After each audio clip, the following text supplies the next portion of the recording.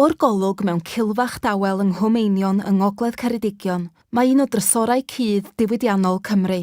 Dyma i chi Mwynglawdd metelau Ystrad Einion.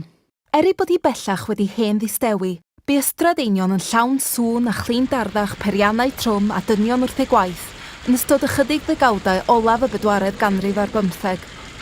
Roedd Mwynglawdd wedi creu cyfoeth enfawr i ddyrnaid o bobl ffodus yn ystod y 19fed ganrif. Roedd y chwyldro diwydiannol yn ei anterth ac yn crefu am fetelau. Roedd angen mwynau pob math o fetelau i gynhyrchu popeth bron, o gemegion i argraffu ac o adeiladu i longau rhyfel, a'r unig ffordd o'i cael oedd cloddio. Am fod Mwynglawdd wedi bod yn digwydd yn Ystrad Einion ar raddfa fach ers y 19fed ganrif, gwelodd gŵr mentrus o Sir Gaernarfon, un o'r enw Adam Mason, gyfle i wneud arian, ac mi gymerodd brydles ar dir yno. Ac am fod Mason yn ffyddiog y gwnair Mwynglawdd ei ffortiwn, gwariodd 2,000 o bunnoedd, dros 250,000 o bunnoedd yn ein harian ni heddiw, ar yr offer diweddaraf. Ar yr 11 o Fedi, 1877, daslodd Mason yr agoriad swyddogol drwy gynnal cinio mawreddog i'r gweithwyr, yr asiantau a sawl gŵr bonheddig. Gweitha holl uchelgais y perchenog, doedd y Mwynglawdd ddim o'r fawr a hynny. Yn ôl adroddiad ym 1891, doedd ond 11 o fwynwyr yn gweithio ar y safle, 9 dyn yn gweithio dan ddeiar a 2 ar yr wyneb. Gwaith llafurus oedd cloddio'n fetelau, ac yn Ystrad Einion roedd rhaid cloddio ymhell o dan y ddeiar. Yno, byddai'r mwynwyr yn gweithio oriau maith mewn tywyllwch llwyr bron, gan ddrilio tyllau i'r graig, pacio powdwr gwn i'r tyllau a ffrwydro'r graig yn rwbel. Llwch i gyd a sŵn y ffrwydron diasbedain yn y clustiau, byddai'r mwynwyr yn rhofio rwbel i ferfau a wageni, yn barod iddyn nhw gael eu cludo i siafft y Mwynglawdd. Ar ôl cyrraedd y siafft, cael mwyn i lwytho i fwcedu haearn anferth o'r enw ciblau a'i codi i'r wyneb. Mae unrhyw waith o dan wyneb y ddeiar yn beryglus, a doedd y Mwynglawddion Ystrad Einion ddim gwahanol. Digwyddau damweiniau'n fynych. Roedd yr amodau'n wlyb, yn frwnt ac yn dywyll, a phob mwynwr yn gwisgo dim ond canwyll ar ei helmed. Am i'r mwynwyr weithio dan amodau mor ddychrynllyd. Byddai salwch fel bronchitis, pneumonia a silicosis yn eu taro'n aml. Cai mwynwyr fethiant calon o dro i dro am ei bod nhw'n rhithro i fyny ac i lawr yr ysgolion yn y siafftiau dofn. Ochr yn ochr a damweiniau a salwch, roedd gorlifon broblem fawr, a gallai ddod ar gwaith i stop. Yn Ystrad Einion, datryswyd y broblem honno drwy osod olwyn dŵr dan ddeiar i weithio pympiau i ddreinio'r dŵr yn ogystal â drwm i weindio'r creigiau fyny o lefelau dyfna'r Mwynglawdd. Hon ydy trysor cudd y Mwynglawdd, ac mae hi'n unigryw am ei bod hi'n dal yn ei lle.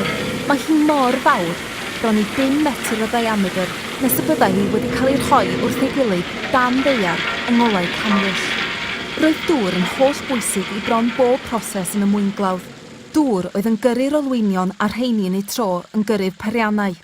Roedd angen dŵr hefyd ar gyfer y gwahanol brosesau o drin y mwynau.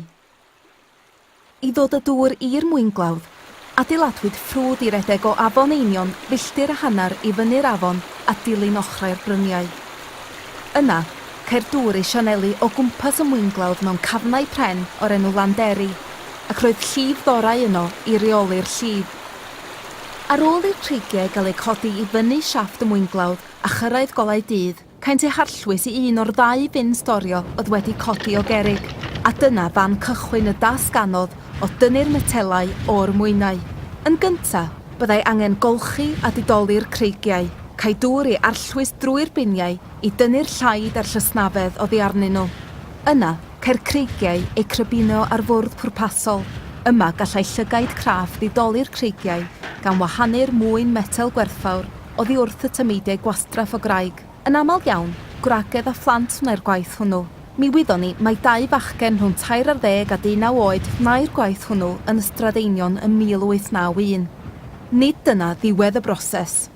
Tan hynny, byddai darn arferol o fwyn metel yn cynnwys amryw byd o wahanol ddarnau o fwynau a metelau, popeth o graig a chwarts i blwm arian, sinc a chopr. Y cam holl bwysig oedd gwahanu'r mwynau metel gwerthfawr oddi wrth y gwastraff o'i cwmpas. I wneud hynny, byddai olwyn ddŵr fwyaf y Mwynglawdd yn gyrru'r peiriannau a fyddai malu'r creigiau. Yn gyntaf, byddai malw'r cerrig yn chwalu'r mwynau a gyrhaeddau o'r bwrdd. Yna, byddai rholeri malw'r anferth yn ei malu'n fanach fyth. Ar ôl cael ei falu i faint greu am bras, cael mwyn metel ei anfon ar hyd llithren i gyrraedd y cam nesaf, y gogrwyr. Roedd y gogrwyr yn debyg braidd i beiriant golchi mawr. Byddai'n defnyddio dŵr ac yn ysgwyd yn gyflym i wahanu'r tameidiau gwerthfawr o fwyn metel oddi wrth y gwastraff. Cai unrhyw fwyn pur a ddeiau'r golwg bryd hynny ei gymryd a'i roi mewn bagiau. Cai gweddill y creigiau hanfon ymlaen i'r pyllau cerwyn i dynnu gronynau mân iawn o'r mwyn ohonyn nhw. Roedd rhaid casglu pob gronyn. Cai hyd yn oed y dŵr mwdlyd o'r golchiad cyntaf ei roi drwy'r gerwyn.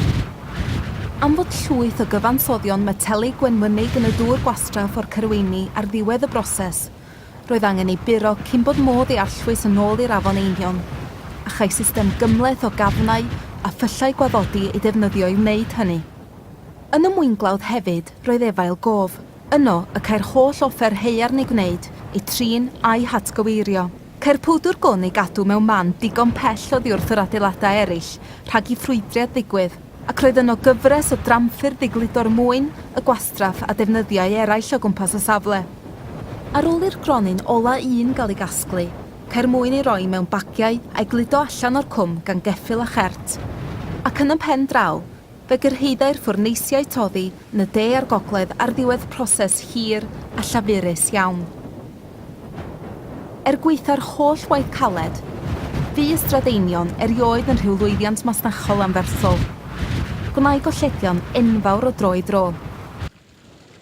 Ym 1883, gwerthwyd mymryn lleia o fwyn mewn chwarter yn ôl Thomas Thompson, prif asiant y Mwynglawdd. Erbyn 1885, roedd y sefyllfa cyndrwg nes iddo ddweud nad oedd dim arian o gwbl wedi wneud yn ystod y flwyddyn gynt. O edrych yn ôl heddiw, gallwn weld i Adam Mason a'i ddechnoleg fodern gyrraedd Ystrad Einion yn rhy hwyr.